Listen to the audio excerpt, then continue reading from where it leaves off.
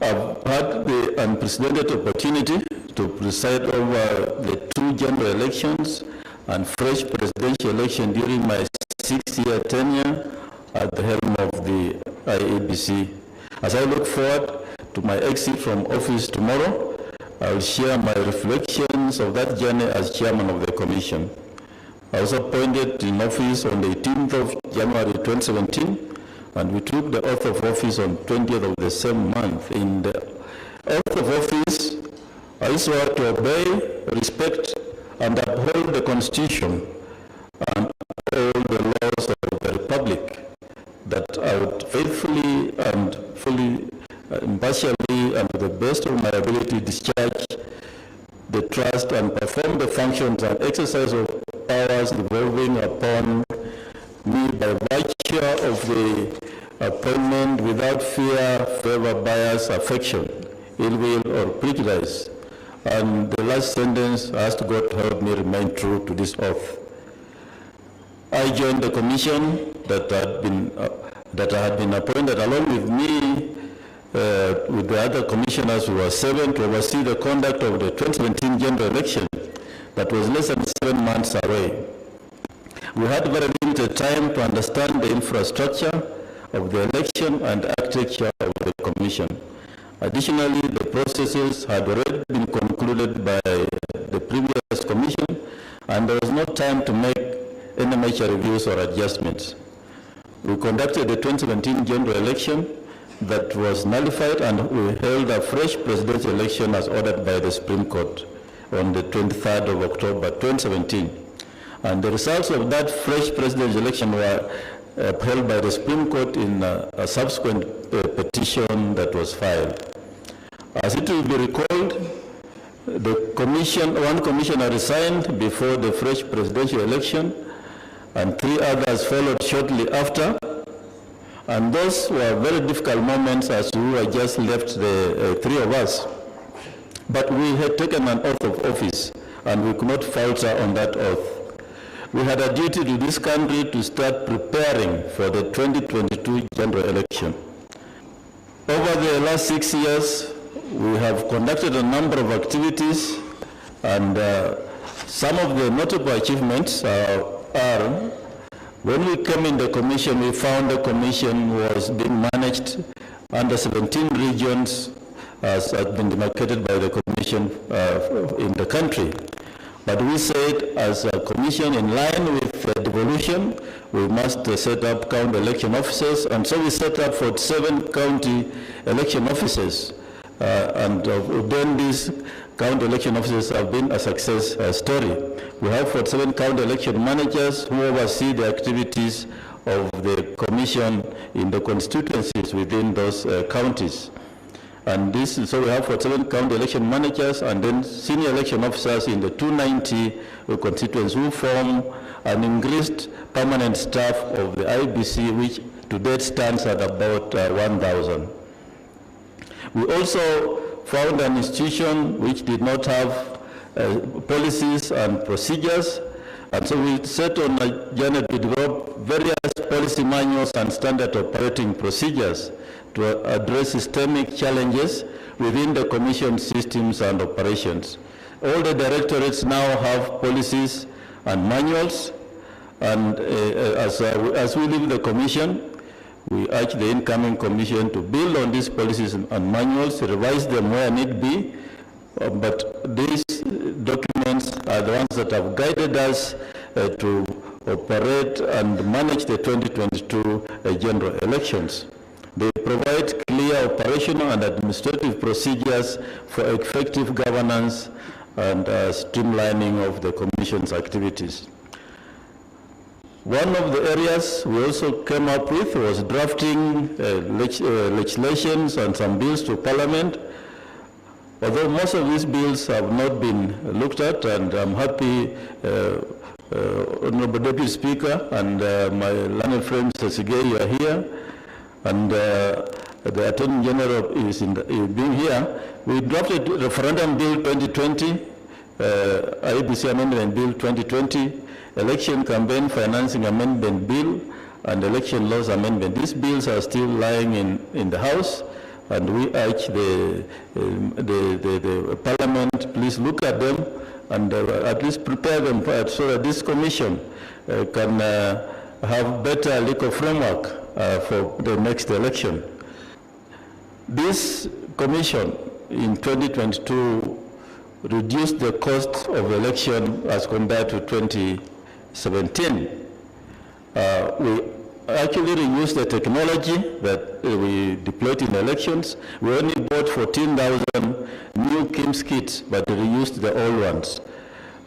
We did early procurement, although we did not have funding until the last election year, but we did early procurement by entering into framework contracts with various suppliers and negotiated better rates for some of the materials, strategic materials. For example, ballot papers in 2017 we were paying about 150 shillings per ballot paper, but in 2022 we will pay 25 shillings per ballot paper.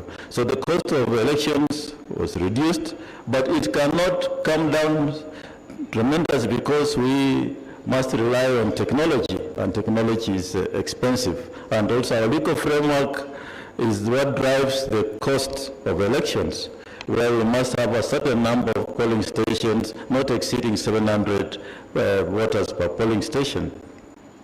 So as a commission, we also said we must print sufficient ballot papers. We printed ballot papers equivalent to the number of registered voters.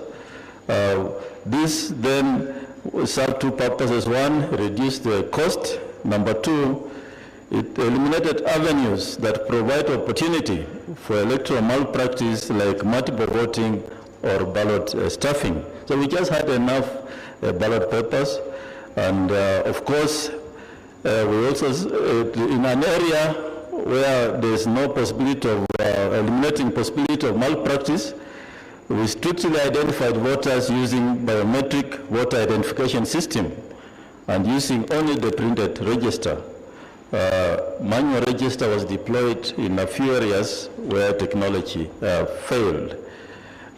Transmission of results, we only transmitted the image of result from 34A using the results transmission system from polling station to the national tallying center and constituency tallying center. I'm pleased to report that the Commission on National Police Service worked harmoniously well, serving a few isolated incidents at tallying centers.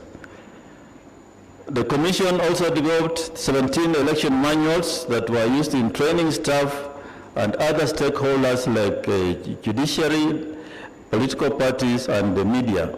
These trainings gave stakeholders a clear understanding of the election process to engage in various areas related to elections.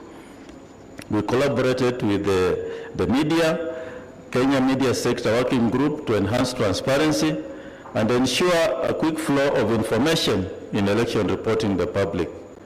IEBC also had a MOU signed between Editors Guild and the Kenya Media Sector Working Group, and 600 journalists were trained on areas related to elections for accurate reporting of election results.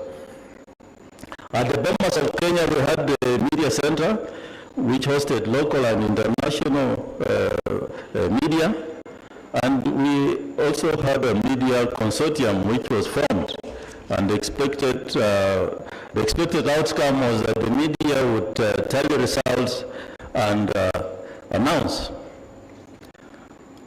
Even after having done all this, the media had no impact on the journey to tally results, but never announced. I think there's only one media house that posted results on the website, which were equal to the results which was announced by the Commission. The achievements are many. Because of time, I will move on to a few challenges because I know our chief guest needs to make his speech. The Commission, in the course of achieving all these milestones I've mentioned, of course, has encountered a number of challenges. As a country, we need to be alive from where we sit as a Commission, that these challenges are many, but I'll just highlight a few. One of the biggest challenges sitting as an election manager is the highly ethnicized and divisive politics in Kenya. The combination of highly competitive elections and negative ethnicity in Kenya's politics always leads to divisive elections that often results in poll violence. Ethnicity is often the main currency of competitive elections and is habitually mutates into conflicts between dominant competing ethnic tribes, thus undermining national unity, security, and stability. Such divisive elections have always led to enormous political pressure being applied on the Commission, as commissioners and staff of IEBC are always subject to ethnic profiling during campaigns and public rallies, making them insecure and susceptible to attacks. Although the challenges posed by highly competitive politics and negative ethnicity are recognized by all stakeholders in Kenya, there has never been a deliberate effort to conclusively deal with the issue. Instead, symptomatic treatment such as disbandment of the Commission has been routinely undertaken every election cycle. It's time as a nation that we had a candid discussion on the electoral system that the country should adopt to suit the circumstances of our country's political anatomy. But more importantly, we have the IEBC fund, which is provided for in Section 18 of the Independent Electoral and Boundaries Commission Act. This fund needs to be actualized so that the Commission gets its funding at the beginning of each financial year so as to be able to deliver on its mandate. Well, I'll say one more thing that we saw during the last election. The Constitution of Kenya 2010, Article 88, lays great emphasis on the independence of the Commission, both in decision-making as well as operations. Despite these clear legal provisions, attempts are always made to undermine the independence of the Commission during elections. The 2022 general elections witnessed probably the gravest attempts to usurp the independence of the Commission and the sovereign will of the people of Kenya as expressed in the polls. These attempts took the form of ethnic profiling and open threatening of some members of the Commission and staff, arrest and holding communicator of Commission staff and service providers without lawful basis, abduction and illegal detention of staff and service providers by state security, attack and assault of some members of the Commission, staff and service providers by goons and law enforcement agents at the bomas of Kenya and at some county and constituency tallying centers, abduction and murder of a constituency returning officer, intimidation of the Commission by some members of the National Security Advisory Council to moderate results which goes against the will of the people. The gravity of these attempts to subvert the will of the people cannot be wished away or swept under the carpet because they might re-emerge in the future.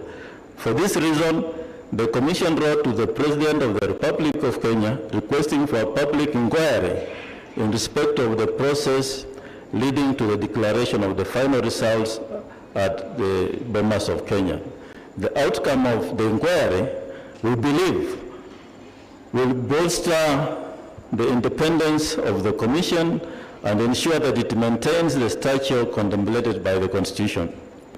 It will also enable a future election environment devoid of harassment, intimidation, profiling, and harm of Commission staff while discharging their duties. It will also ensure that institutions that support the Commission during elections discharge their duties and responsibilities in accordance with the law and not as directed by individuals with partisan interest hell-bent on subverting the will of the people. As we finalize our term in the Commission, we must say that one of the biggest threats to the Commission is misinformation and disinformation. The Commission, as established and mandated by the Constitution of Kenya and IEBC Act, has clear roles, duties, responsibilities of its members and staff. Pursuant to this provision, the Commission also has structures, including plenary meetings, committee meetings, and other corporate governance structures. The Commission is not devoid of corporate governance. We have full structures in place, and we believe with the little amendments that may come up in Parliament, this commission can only grow stronger. It's therefore incumbent upon the commission and staff to conform to this corporate governance model, to adhere to the rule of law and fidelity to the Constitution. To act in any other manner is tantamount to straying into forbidden territories of breaching the objectives of the Commission, and these objectives are shared with other constitutional commissions and independent officers, protecting the sovereignty of the people, securing observance of all state organs of democratic values and principles, and promoting constitutionalism. For that's why we were created. This launch marks my last duty as the chairman of the commission. I exceed a very contented man, and I say we gave it our best. We chatted and weathered the storms that threatened the existence of the commission. We endured relentless fatigue in our preparation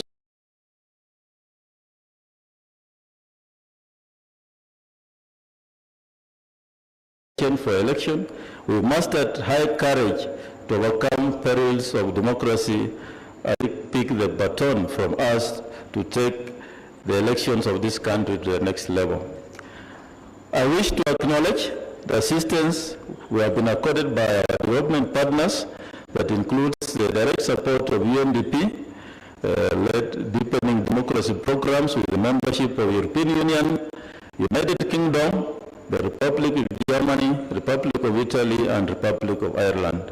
We also appreciate various initiatives by USAID.